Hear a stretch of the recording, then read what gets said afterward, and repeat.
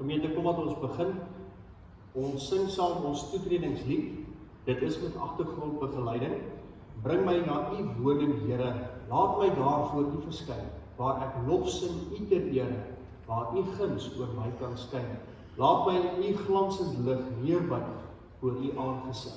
Ons gaan die eerste, die tweede en die derde strofe sing. Hoor dan die foto ontvang die seën en ons bly staan vir die sing van die lofsang en daarna kan ons weer gaan sing.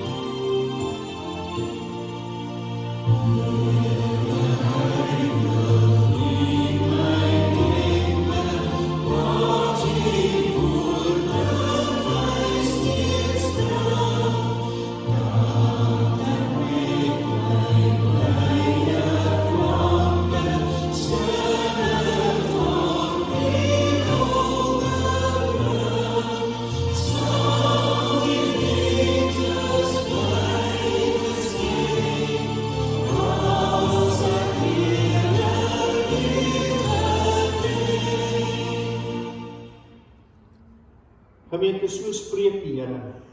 Luister aandagtig na my, sodat julle kan eet wat goed is en versadig kan word met die beste wat daar is. Genade vir julle en vrede van God die Vader en van Jesus Christus, wat gekom het, hier is en weer kom, en van die Heilige Gees. Amen. Ons antwoord, dan sing ons die loflied, loof die Heer, hy is goed, en alles wat daarop volg. En die dames, as u vir ons dan die bykomende refreintjies sal sing, asseblief.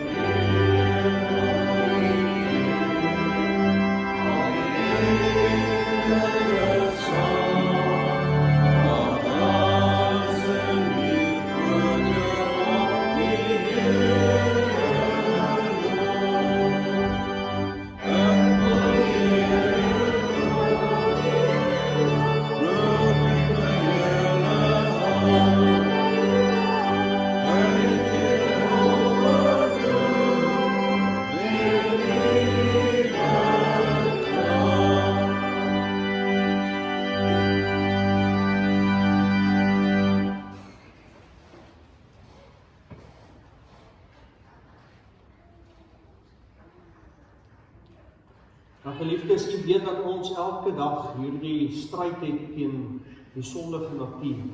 Gelukkig doen ons dit nie alleen nie, dis die Heilige Gees wat ons die krag gee om dit te kan oorrompel en te kan oorwinnend wees, want jy is verlos van jou sonde. Maar ons val tog. Ons dink nog steeds maar verkeerd en ons praat verkeerd en ons doen verkeerd. En daarom is die wet van die Here ook daar om ons te help, die woord van God, om te kyk wat ons het reg doen. Hoor wat staan daar in Markus 12 vers 28 tot 31. Een van die skrifgeleerdes het hulle hoor redeneer en het nader gestaan. En toe hy sien dat Jesus hulle 'n goeie antwoord gegee het, vra hy vir hom, wat is die heel grootste gebod? Jesus antwoord hom, die eerste is, luister Israel, die Here ons God is die enigste Here. Jy moet die Here jou God lief hê met jou hele hart, met jou hele siel, met jou hele verstand en met al jou krag. Die tweede is, jy moet jou naaste lief hê soos jouself. Geen ander gebod is groter as die twee nie. Ek en jy weet ons doen wat verkeerd is. En daarom het ons ook 'n geleentheid op 'n Sondagmôre om ons skuld voor God te bely. En daarom terwyl ons dan so sit, kom ons bely ons skuld voor God. En ons sing dan saam, Heilig, heilig, heilig Here. U is heilig sonder plek. Ons kom sing u naam ter ere, bid dat u in ons sal werk. Ons sing net die eerste strofe daar.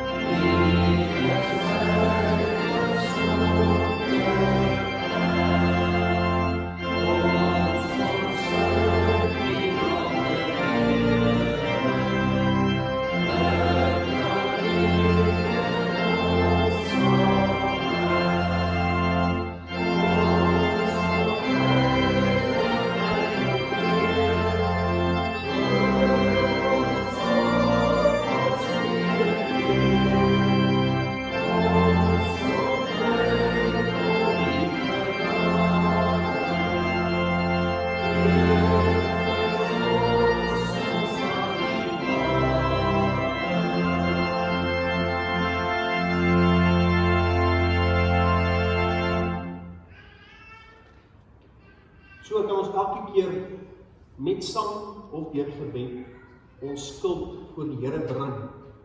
In 1 Johannes 2 vers 1 verseker God ons dat hy elkeen van ons vryspreek. Hy daar staan, en as een van ons sondig, ons het Jesus Christus die regverdige as ons voorspraak by die Vader. Almal wat vrygespreek is, bely opnuut hulle geloof in die drie-enige God. En terwyl die dan so sit, kom ons ook, bely ons geloof voor God. Ons sluit ons oop. Ons glo in een God, die almagtige Vader, die skepper van die hemel en die aarde, en van alle sienlike en onsienlike dinge.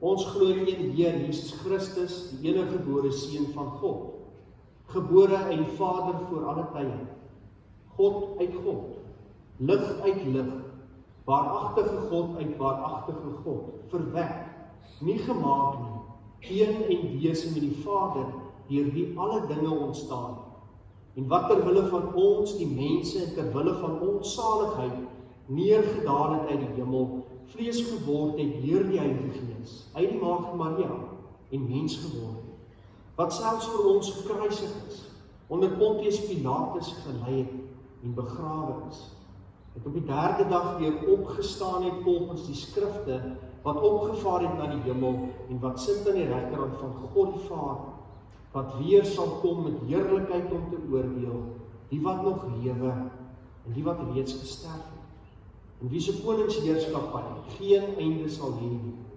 Ons glo in die Heilige Gees, die Heer en lewendmaker, wat van die Vader en die Seun uitgaan, wat saam die Vader en die Seun aanbid en verheerlik moet word, wat gespreek het deur die heilige profete. Ons glo een heilige algemene kerk, gegrond op die leer van die apostels. Ons bely een doop tot vergifnis van sondes. Ons verwag die opstanding van die ontslapenis en die lewe van die toekomstige eeu. Here, dit is ons belydenis. Ons bid dit, Here, tot U eer. Dis wat ons glo, dis wat ons verstaan, dit is wat ons weet van wat ons verhouding deur Christus met U vir ons beteken. Here, daarom kan ons U naam loof en prys in ons sang. Ons kan as gelowige broers en susters saam bid, die knie buig, besef dat ons sondaars is, maar tog verloste, begenadigde kinders is, wat U groot vaderlike liefde nie werd is nie, maar tog dit ontvang. Here, dankie dat ons vanmôre hier kan wees om ons geloof te groei. Here, dat ons so saam kan wees en dat ons kan saam bid, saam sing en saam dinge kan aanpak tot eer en verheerliking van U naam. Here, want U is 'n God wat die kinders liefhet en ons weet dit. En dit is vir ons belangrik, Here, om teenwoordig te wees in U huis, waar ons tot U kan sing, tot U kan bid en vir U vra, Here, om deur U woord in ons harte met elkeen van ons te spreek.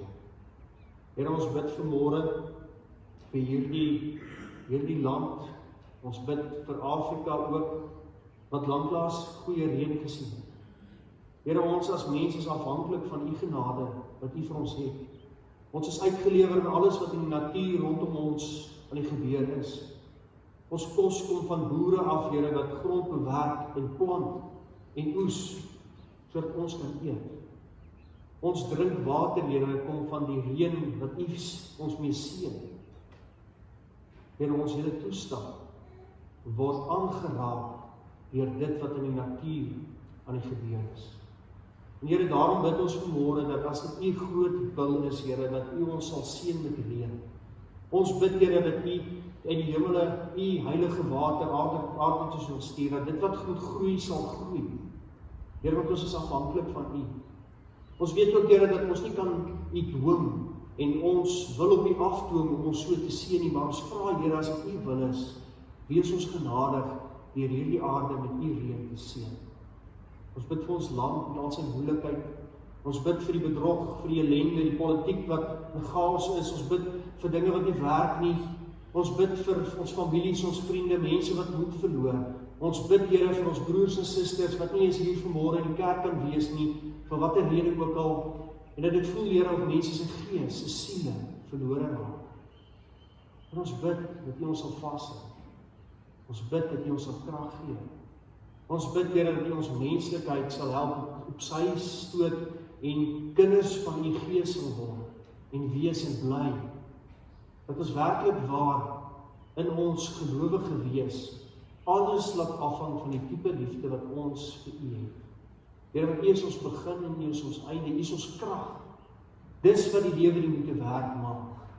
En ons bid daarvoor. Ons bid in ons nietigheid, verganklike menslikheid, dat U ons genadig sal wees en ons U seën sal skep. Here, ons bid dit, want ons weet ons kan dit nie verdien, maar ons bid dit omdat Jesus Christus in ons plek, ons voorspraak by U is, en dat U juis daarom ons liefhet en ons ook sal kan seën. Here, so bid ons dit in die naam van ons Here Jesus Christus. Amen. Broers en susters, kom ons lees 'n bietjie die woord van die Here uit. Ons kyk vanmôre na Matteus 10 vers 5 tot 15. Matteus 10 vers 5 tot vers 15. En u het al reeds op die kalender agtergekom dat vandag is hervorming Sondag.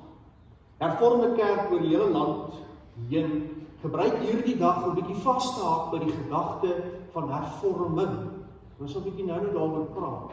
Maar kom ons lees hier die gedeelte wat ons hier te doen het met Jesus, wat met sy 12 disippels praat en vir hulle die eerste opdrag gee, oor iets wat hulle moet gaan doen, tot sy eer. Nou, ons kan hier volg op die bord saam met my. Jesus gee opdrag aan die 12. Jesus het hierdie 12 uitgestuur en die volgende opdrag aan hulle gegee. Moenie met 'n pad na die heidene nasies toe afdraai nie en moenie in 'n dorp van die Samaritane ingaan nie. Gaan liewer na die verlore skape van die volk Israel. Gaan verkondig. Die koninkryk van die hemel het naby gekom. Maak siekes gesond, wek dooies op, reinig melaatses en dryf bose geeste uit. Julle het dit verniet ontvang, gee dit ook verniet. Moenie vir goud of silwer of koper in julle beursie sorg nie, en moenie vir die pad 'n reissak aanskaf of nog 'n kledingstuk of skoene of 'n stok nie. 'n Arbeider is tog geregtig op onderhoud.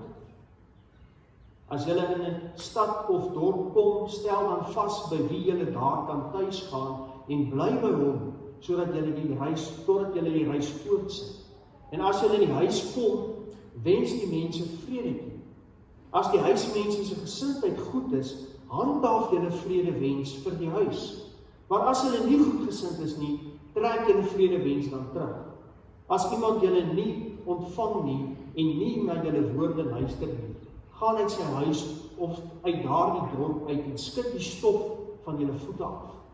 Dit verseker ek julle, dit sal in die oordeelsdag vir die gebied Sodom en Gomorra draagliker wees as vir daardie dorp. Ons lees tot sover. Die gras verdor, dis die blomme wat verwelk, veral nou in hierdie warm weer, maar die woord van God is ewig en dit is waar. Nou soos jy my gehoor sê dat ons herdenk hervorming Sondag. Ons dink aan die kerkhervorming wat plaasgevind het vanaf rondom die 1500s. Daar was in hierdie tyd in die geskiedenis van die Christelike kerk 'n gebruik gewees wat weens hierdie gebruik was daar 'n bevraagteken daaroor gewees. En een van die voorlopers wat hierdie gebruik binne in die kerk bevraagteken het, was 'n man met die naam van Martin Luther. Martin Luther is gebore in 1483 en hy het gesterf in 1546. Kom ek vir julle net blitsvinnig vertel die agtergrond en wat gebeur het met die kerkhervorming. In die kerk van die tyd was daar die gebruik gewees dat jy kon by 'n priester gaan bieg. Jy ken dit in films, ons sien dit baie keer in Rooms-Katolieke kerke, dan stap iemand in, dan gaan sit hy in so 'n hokkie, en langsom is so snaakse skuifdeurtjie wat oopmaak, en dan is so gaas, en dan sien jy 'n gesig van die een kant af, en dan is hierdie ou besig om al sy sondes daar uit te tap.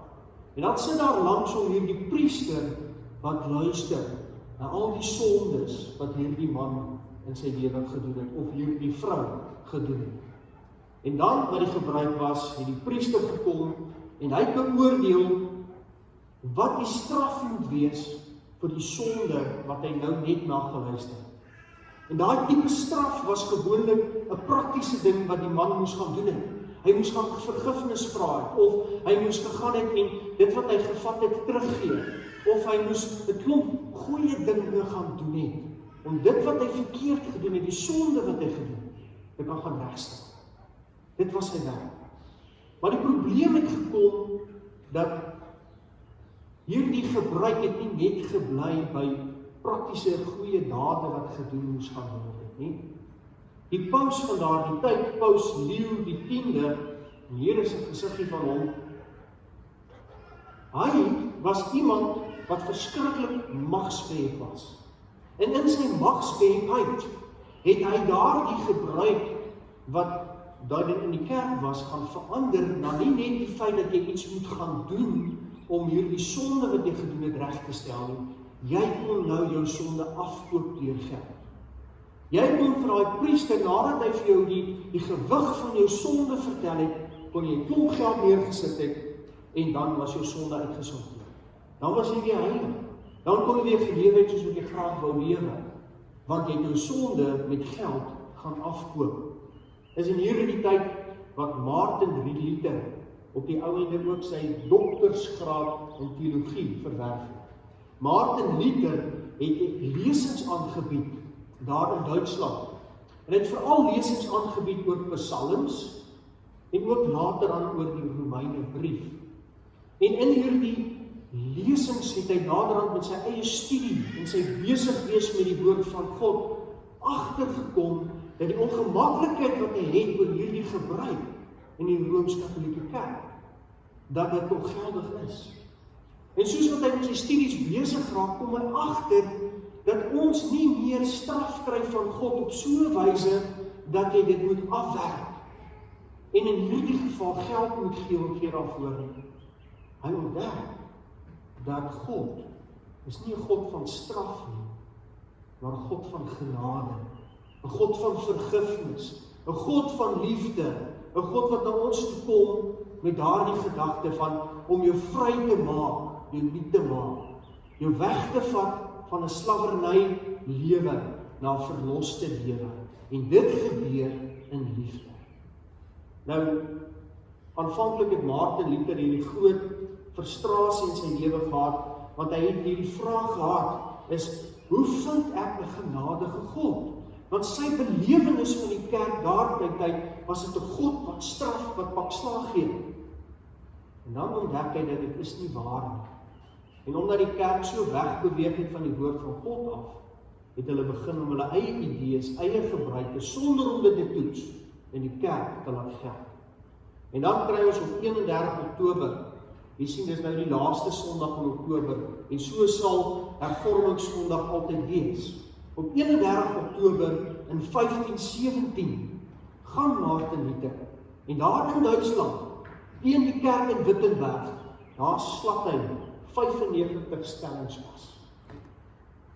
En daardie 95 stellings, wat hy daar vaslat, het hy so bedoel, dat hy die kerk van die dag uitgedaag het om 'n akademiese debat te kom, waar hy dan sou wou redeneer oor die verkeerde dwaalrigting waarin die kerk homself bevind het. En dit is dan so dat van daar af het ons later aan hierdie groep wat wegbreek uit die Rooms-Katolieke kerk. En ons kyk vandag na hulle as protestante, nee, ons is uit die protestantse tradisie uit. En hierdie hervormers het dan ook ons naam Hervormde Kerk van Suid-Afrika of van Afrika, het ons dan ook daardie tradisie agterkoms van mense wat opgestaan het vir die waarheid van die woord van God. En daardie opstaan, daardie op die ou einde wegbreek uit 'n groep uit wat die padduister geraak het, om die kerk weer op die pad te bring. Daardie aksie was 'n aksie van dapperheid, van opoffer, en dit in die geskiedenis wat daarop gevolg het, verskriklike oorloë en gevegte veroorsaak, tussen lande wat pro-protestant was, en lande wat Rooms-Katoliek pro was, en op die ouende teen mekaar oorlog gevoer het, vanuit die kerklike benadering, tot hierdie woord van God. My broers en susters, as ek jou nou, kom ons sê, ek klink vanaand in die bed, en hier kom die dominee skelm in jou huis, en die teen 10 uur, moet asseblief nie skiet nie, maar ek kom by jou bed, en skrik jou, en ek sê, word wakker, en ek vra vir jou, wat verstaan jy van die woord van God? Wat verstaan jy van die Bybel? Wat gaan jou vinnige antwoord wees? Hoe gaan jy jou geloof definieer in daardie oomblik wanneer jy weer die weer is? Wat gaan jy vir my sê? Gaan jy bietjie hakkel, gaan jy stotter, gaan jy eers 'n oomblik nodig hê om te dink, gaan jy opstaan en 'n koffie kry en eers sê, kom ons praat en dink 'n bietjie na hieroor, of kan jy, waar jy nou sit, dadelik by 'n antwoord uitkom, en sê, dat die doel van God se woord, het vir my hierdie betekenis. Dit het daardie waarde, ek het lank reeds daardie waarde wat dit vir my het myne gemaak, gebruik dit elke dag, om my lewe tot eer van God te lewe. En met hierdie studies wat Luther ondergaan het, kon hy by die waarheid uitkom. Die besig wees met die woord van God, het sy oë oopgemaak na die liefde van die Skepper van alle dinge. Nou, hoe het die koninkryk van die hemel na die aarde toe gekom? Toe Martin Luther dit besef, toe kon hy met hierdie nuwe gees, kon hy sy roeping as gelowige volstaan. Martin is soos 'n held. Martin Luther is iemand wat nie geskroom het om vir die waarheid op te staan. Martin Luther was iemand wat 'n groot revolusieplaas laat plaasvind. Uit hom het nog mense gevolg. Johannes Calvin, daar is 'n hele klomp inligting oor hierdie mense te gaan oplees. Want wat het hulle gedoen? Hulle het die woord van God self bestudeer, tot die waarheid daarvan gekom en besef wie God eintlik is. Daardie woord van God het hierdie verandering gebring in 'n kerkkultuur, maar ook later aan in persoonlikheid, in mense se harte. Net soos wat ons in die vroeë kerk te vind het oor die apostels, die eerste Christene, wat op juis met 'n hart vir God hulle kerkwees uitgeleef het. Miskien het die koninkryk van die hemel nader gekom vir jou en vir my deur die woord van God. Maar kom ek vir julle sê, en my Bybel is nie die mense wat hier sal saamstem, wanneer jy by mekaar kom en jy praat oor die woord van God en jy bestudeer dit, begin die woord van God met jou hart praat. Ek het so behoefte om almal van julle net so te vat en na my studeerkamer in te druk en sê, kom ons doen Bybelstudie. Kom ek gee jou kans om terug te praat. Kom ons praat oor hierdie woord van God. Kom ons van die diepte daarvan. Kyk hoe wonderlik is hierdie woord van die Here. Wat maak dit met ons? As ons wil saamstem en sê, as Jesus sy disippels uitstuur en sê, die koninkryk van die hemel het nader gekom, dan is een manier waarskynlik dan deur die woord van die Here. En as jy hierdie woord lees, as jy met hom besig raak, is dit so wonderlik om te sien hoe die hemelse die voete neersit op hierdie aarde. En dan al die sonde, al die ellende, al die uitdagings van hierdie wêreld word piepklein, want God is groter as dit. Al die dinge wat ons voel ons gaan verlore, val weg. Want ons weet God het klaar oorwin. En hy het daardie oorwinning vir jou en vir my gegee, sodat ons los van ons sondigheid kan lewe en tot eer van sy naam elke dag ons beste kan gee. Miskien kom hierdie koninkryk van God, hierdie hemel nader aan ons, deur Jesus Christus. Ons Here Jesus Christus het hier op die aarde kom loop. Hy kom wys hoe lyk 'n lewe van liefde. Hy het sy naaste lief gehad. Inteendeel, hy was radikaal anders as die kerk van vandag. Hy was iemand gewees wat in die buitenlig besig was om mense te leer, die waarheid te leer. Nie met hierdie reëls en hierdie verskriklike groot geboue nie. Nee, hy het die moeite gedoen om in mense se lewens in te kyk. Hy het saam met daardie Sondag gaan sit en vir hom vertel wie God is, sodat daardie Sondag sy lewe verander het, sy hart vir die Here gegee het, tot bekering gekom het en nuut gelewe het, anders begin lewe, tot eer van God begin lewe.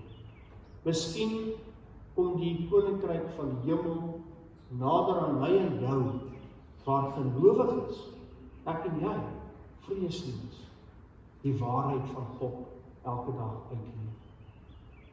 Waar ek en jy kan sê, weet jy wat, ek gaan nie val onder die juk van die wêreld, die uiterlike dinge nie, maar gaan groei in die innerlike, die hart, die naby wees aan God. Dit sal my rigting gee vir die manier hoe ek elke dag in hierdie wêreld wil lewe.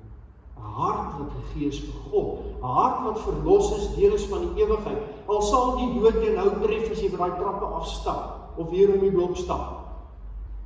Jy nie vrees nie, want die ewigheid is joune. Jy het dit ontvang. En Jesus Christus het dit onmoontlik gemaak. Die greep van die dood het hy weggevat, sodat ons tot in ewigheid in God se teenwoordigheid elke dag kan lewe. Nou Jesus stop dan af en hy sê vir sy disippels, luister ouens, dat daar so 3 dinge wat ek wil hê, julle as die 12 moet gaan doen. En dit was die eerste opdrag wat Jesus vir hierdie disippels gegee het. Hy het hulle 2 gestuur en gesê, gaan nou na die dorp, gaan na mense toe en gaan verkondig dat die koninkryk van die hemel het naby gekom.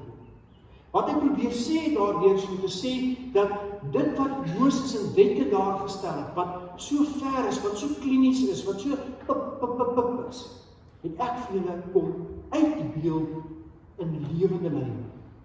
Julle kan sien wat God eintlik wil hê van jou lewe, hoe heilig jy veronderstel is om te lewe en hoe reg jy moet lewe. Dit het ek vir julle kom personifiseer. Vertel vir die mense dat ek het naby gekom sodat ons God kan sien en kan verstaan wat en hoe elkeen van ons moet lewe. En dan stuur hy vir hulle, hy sê vir hulle, waar moet hulle die evangelie gaan verkondig? Dan sê Jesus vir hulle, wat moet hulle gaan verkondig? En dan sê Jesus vir hulle, hoe hulle dit moet gaan verkondig. Nou kry jy hierdie prentjie. Hier staan Jesus met sy 12 disippels by mekaar en hy sê, Vriende, broers, ons moet die mense weer in verhouding met God gaan bring. Mense leef selfsugtig en hulle het nodig om weer liefdegewend te lewe. Hulle moet weer vir God lief wees en hulle moet ook mekaar lief hê. En julle moet dit vir hulle gaan vertel. En hier is waar julle dit moet gaan doen, wat julle moet doen en hoe julle dit moet doen. Kom ek druk gou net hierso op pols. God vra vir jou en vir my, God vra vir jou en vir my, Jakob, vertel en wys vir die mense dat die koninkryk van die hemel het nader gekom. God vra vir ons, Johan, vertel vir die mense dat die koninkryk van God het naby gekom. Sonja, Karen, Gert, Annette, Marie, vertel vir die mense die wêreld rondom jou dat die koninkryk van God, hierdie hemel, het nader gekom. Jesus het gebring en hy vra van jou in jou omstandigheid, in jou toestand, aan die een kant toegerus te bly. Miskien dis hoekom jy kerk nie, ek weet nie. En as jy toegerus is, kan jy in die wêreld dit gaan uitleef tot eer van God. Ons is nie ellendig nie. Ons is nie armsalig nie. Die Here het jou verlos, het jou sy kind gemaak. Jy het vrye toegang om tot eer van sy naam elke liewe dag volledig hierdie liefde van Christus in die wêreld te verkondig, sonder om te blik en te bloos. En waar moet hulle die evangelie verkondig? Waar? Nou in ons gedeelte wat ons gelees het, staan hierdie versie daar. Daar staan, moenie met 'n pad na die heidene nasies toe afdraai nie, en moenie in 'n dorp van die Samaritane gaan nie. Gaan liewer na die verlore skape van die volk van Israel. En dit mag dalk 'n bietjie misleidend klink, nee. Mag dalk dink asof Jesus hier vir die disippels sê, ag, vergeet van die heidene, kom ons fokus net op Israel, op die Jode. Nee. Ons moet verstaan dat as Jesus dit vir hulle sê, kom ons begin by die wat veronderstel is om die volk van God te wees. Gaan vertel vir hulle, jou God het nou naby gekom. Gaan vertel vir hulle, die waarheid het tot op jou voordeur gekom. Verduidelik vir hulle wat hulle lewens moet wees, hoe dit moet wees. En as ons dit gedoen het met die Jode wat 'n Messias verwag het, die Jode wat gesit en wag het en geluister het na die profete soos Jesaja, wat gesê het dat daar 'n Messias op pad is. Kom ons kyk of die Jode dit gaan glo, tot bekering kom, weer naby die Here kom, en dan kan ons na die heidene nasies gaan kyk.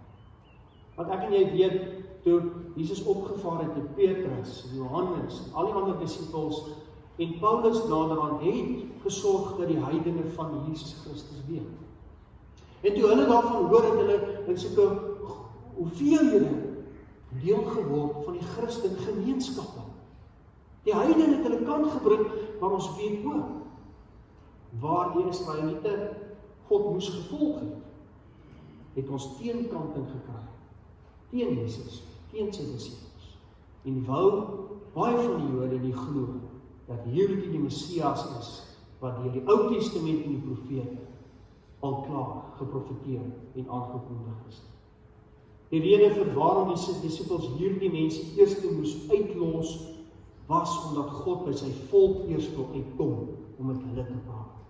Nou broers en susters, nou staan ek en jy hier. Waar moet jy vir mense vertel dat die hemel, die koninkryk van God het nader? Waar? Jy begin by jou gesin. Ouers, ons moet dit vir ons kinders leer.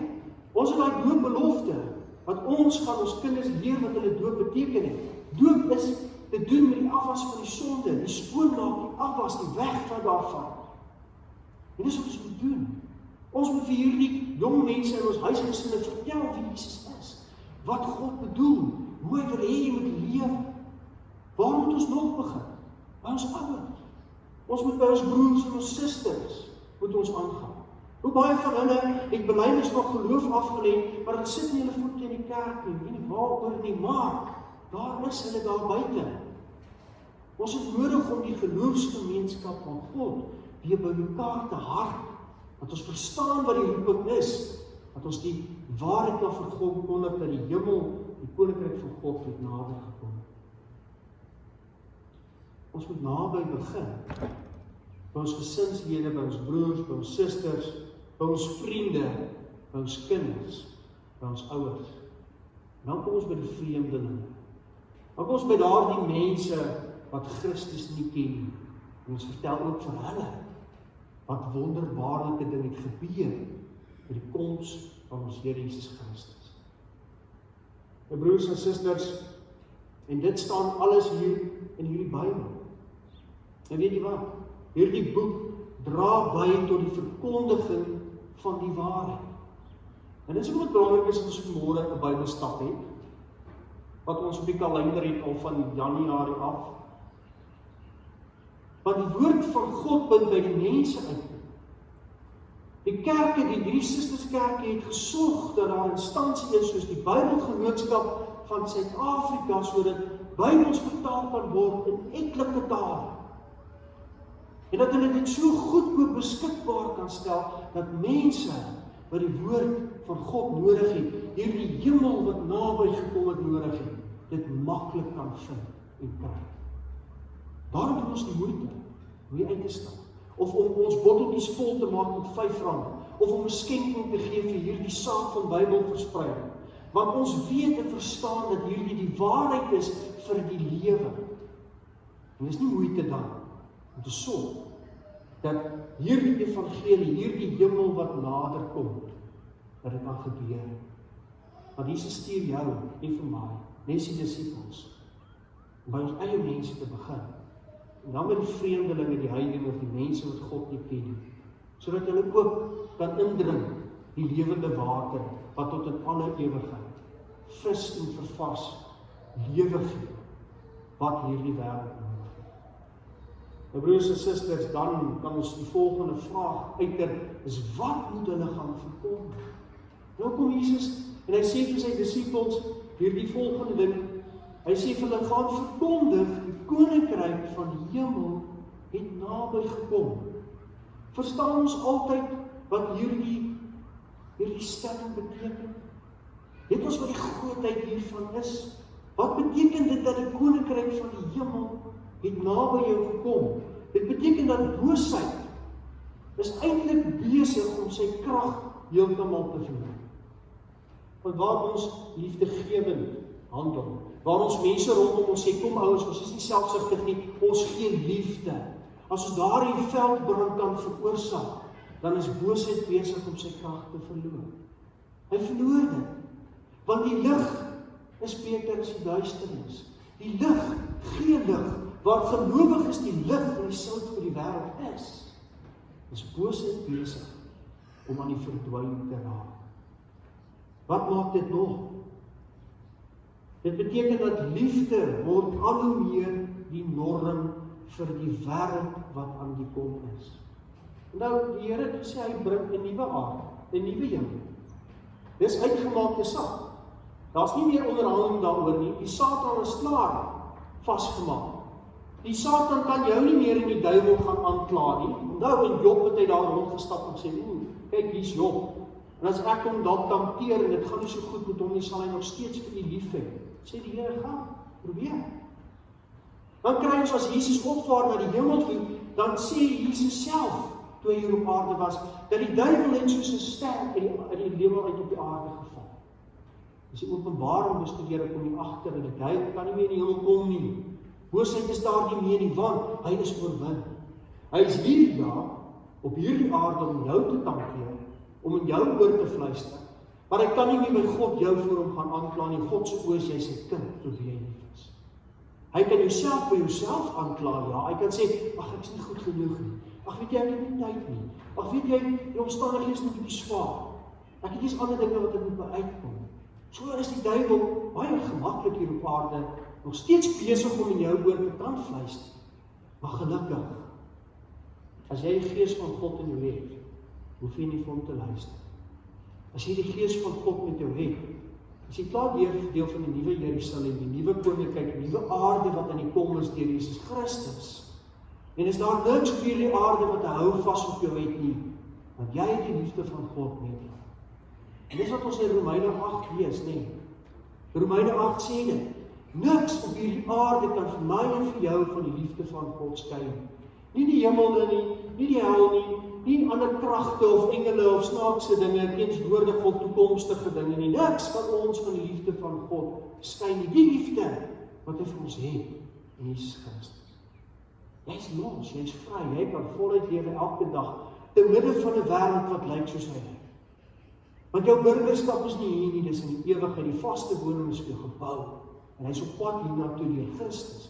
Ons moet dit glo en ons moet die regte oorgawe en ywer elke dag tot sy eer neem. Ons moet gaan vir die mense vertel, die koninkryk van die hemel het klaar naby gekom. Hier is dit. Hier is die voorbeeld daarvan. Ek is 'n kind van die Here. Ek is die spieelbeeld van sy groot genade, van sy hemelse. In my kan jy sien dat hy naby gekom het. En wat gebeur nou? Nou sê Jesus vir hulle verder. Hy sê, mense, hoe moet hulle of ons gaan verkondig? Hoe moet ons die waarheid gaan verkondig? En wat daar staan is dit. Ons lees dat daar staan, julle het dit verniet ontvang. Gee dit ook verniet. Julle het dit verniet ontvang. Gee dit ook verniet. Dit kos jou gelukkig niks om God te ken deur Christus. Jy is vrygemaak en dit jou niks gekos nie. Jy het nie nodig gehad om die 10 gebooie te onderhou, hierdie tyd van die dag te bid, daardie dag al die winkels toe te maak en soos wat mens het in ander godsdienste. God het gesê jy kan deur al daai wonderlike daadjies wat jy doen my nie beïndruk nie. Maar wag 'n bietjie, ek het vir jou 'n antwoord. Ek bring vir jou genade. My seun sal jou sondes op hom neem, sodat al wat jy hoef te doen met jou lewe is dankie sê dat jy deel is van die ewigheid. En ons werk is dankie sê. En dis wat ons doen. Dis wat ek doen. Dis wat ek probeer doen. Dis wat ek glo u ook doen. Is dat ons wil ons lewe en ons manier van hoe ons onsself vind en uitleef in hierdie wêreld, dit in 'n liefdegewende manier doen. Want daar's nie die twee opsies. Jy gee of jy neem. Jy gee liefde of jy is 'n selfsugtige mens. En daarvolgens kan jy my jou dag toets. As iemand my vra, sê ek nee want ek is selfsugtig, ek doen wat my behaag, of sê ek ja, weet jy wat, ek sal die tydjie afknyp vir jou, want ek wil die liefde deel, ek wil liefde gee, want ek het dit ontvang toe ek dit nie verdien het nie. Maar nou kan ek dit in oorvloed gee, want ek gaan dankie sê aan die Here wat dit van so aan my geskenk. Wow, is dit nie wonderlik? Is dit nie sommer opgewonde te wees nie? Dit was nie hier die dakreis met lofgesang elke liewe Sondag. Soos nie veronderstel om die banke vol te sit met 446 belyde lidmate in ons kerk. Soos nie veronderstel om dit te doen. Want ons Here is wonderlik. Hy het jou losgekoop. Jy het eintlik getimend om daardie lofpryse te doen. Maar dan sê hy, jy het dit verniet ontvang, gaan gee dit verniet. En wat doen hy? Wat doen die disippels? Hulle doen 'n klomp snaakse goed wat vir jou en vir my dalk vreemd is. Hulle moet mense gaan gesond maak. Hulle moet dooies lewendig maak. Hulle moet op die einde die boosheid mense uitdryf. Klink alles redelik bonatuurlik. As jy hom afstap tot op die been, dan beteken dit maar eintlik dat hulle kry opdrag om mense se lewens te gaan gesond maak. Dis wat ek hier doen.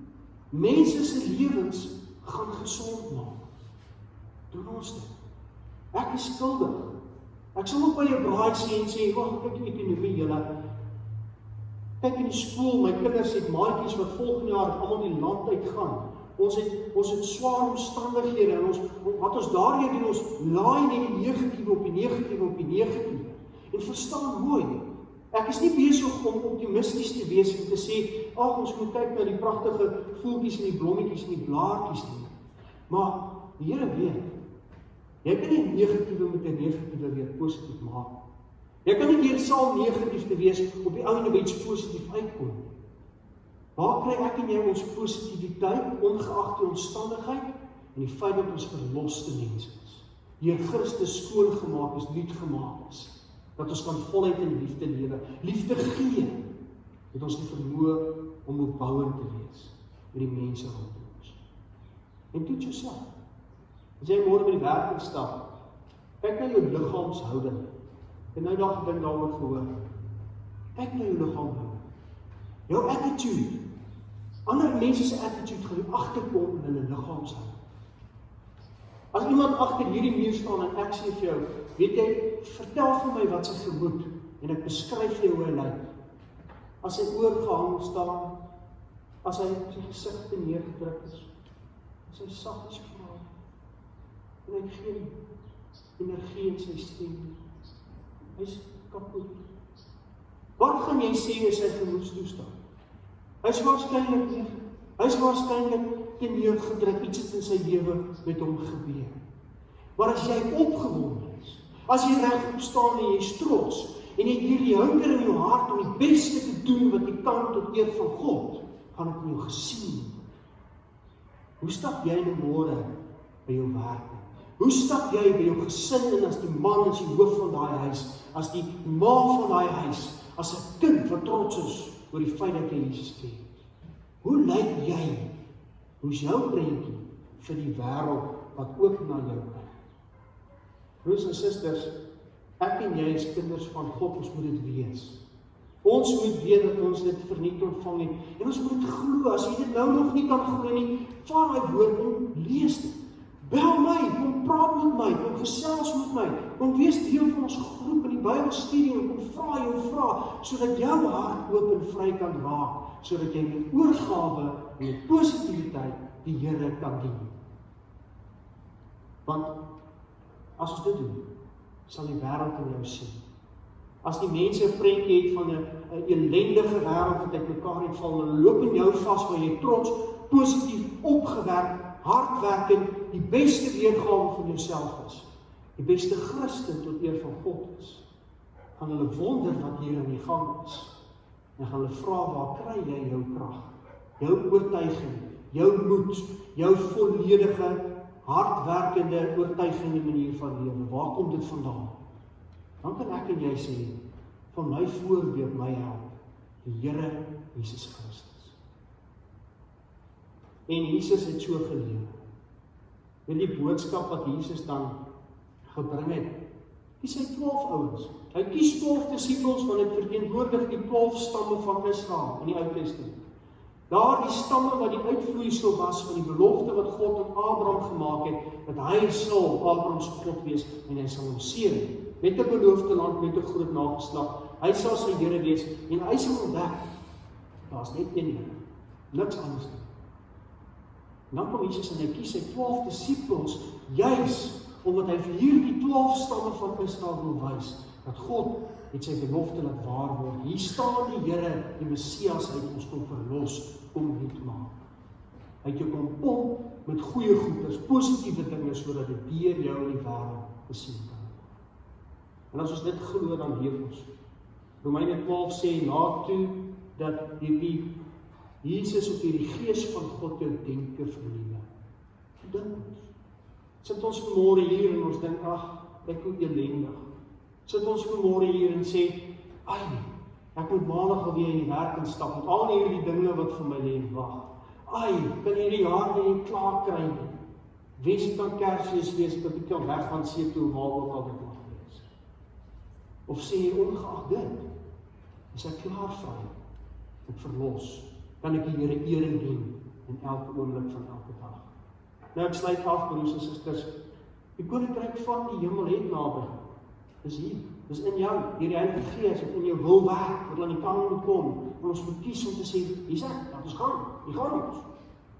Die hemel het naby gekom, deur gelowiges wat hulle lewens wy aan die eer van God, vir Jesus Christus, sy voetspore volg elke dag.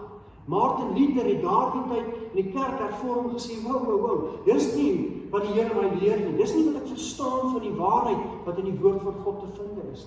En het 'n drastiese verskil gaan maak. Aanvanklik wou die kerk van binne af verander en toe dit nie reg kry nie, moes hy daarvan af wegbreek om op die regte pad te bly.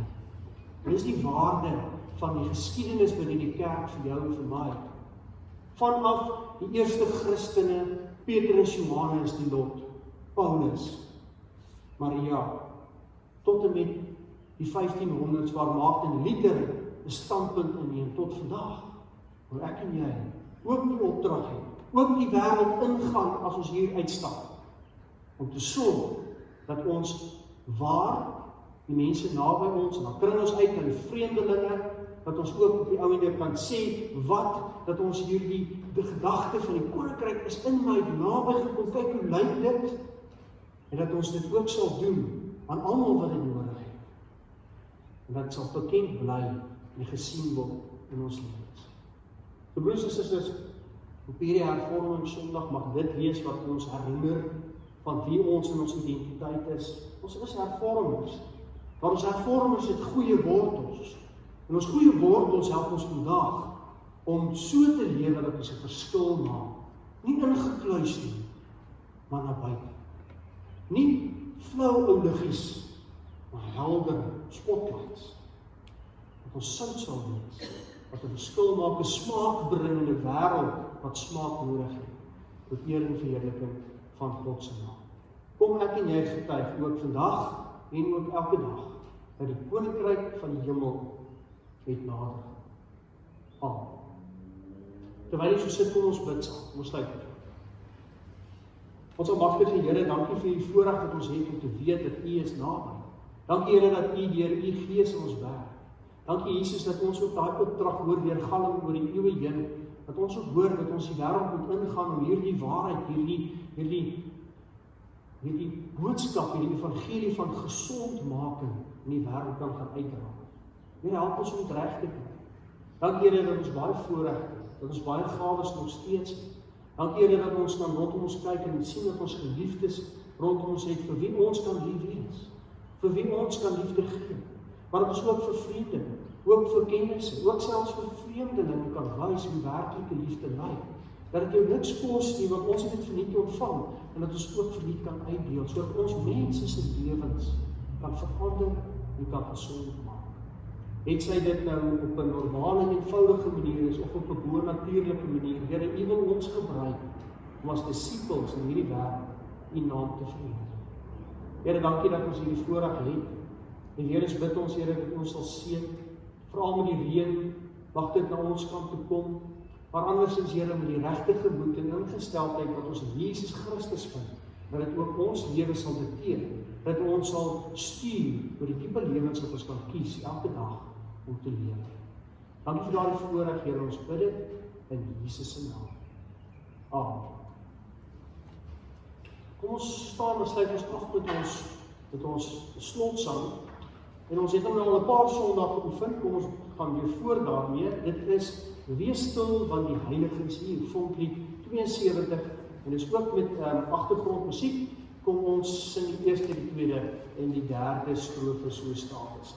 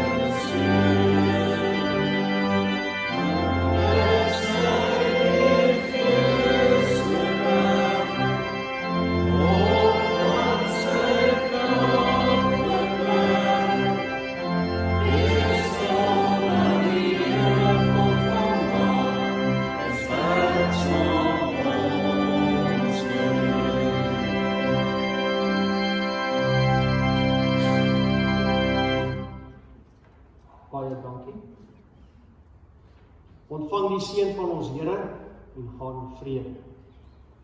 God sal ons genadig wees en ons seën. Hy sal tot ons redding verskyn, sodat sy dade oor die wêreld heen bekend mag word. Sy reddende krag onder die nasies. Amen.